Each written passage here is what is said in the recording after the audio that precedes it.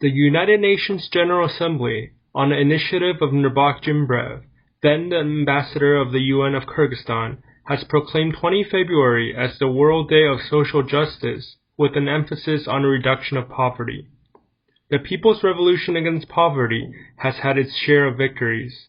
Life expectancy at birth has risen in many developing countries. Education for some has resulted in rising incomes, but such education still has left the uneducated further behind. Economic growth does not help the poor when the distribution of wealth is highly unequal. The poor in many countries do not enjoy the benefits of a strong economy, but they shoulder the costs when there is an economic recession.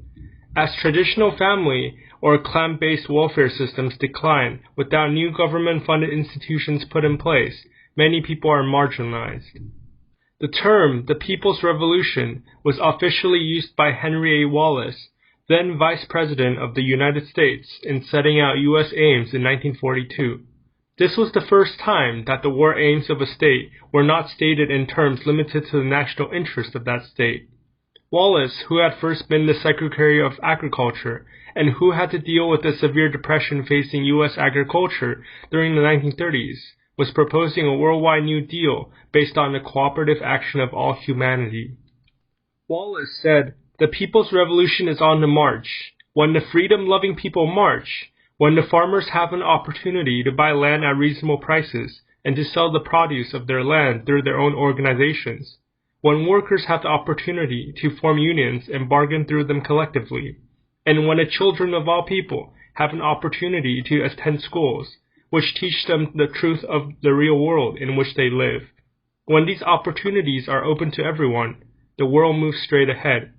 The people are on a march toward every fuller freedom, toward manifesting here on earth the dignity that is in every human soul." Today, in the demands of liberty, work, dignity, which is the cry of Tunisians demanding change in Tunisia, we hear the worldwide demands of farmers to own land under sure conditions, to receive a fair price for their crops, as well as the right to organize to protect their interests. We hear the cries of industrial and urban workers to be able to organize and to have their work appreciated for its full value. We hear the demands of students and the young for an education that opens minds and prepares for meaningful work. The People's Revolution is a wave of all moving together with deep currents below the surface. Often, the tide moves with only a few visible waves, but the aspirations are collective.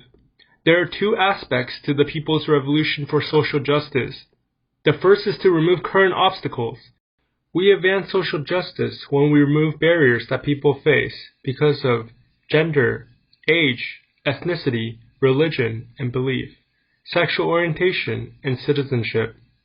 In addition to removing barriers, social justice requires developing institutions such as cooperatives, trade unions, neighborhood groups, and humanitarian development associations.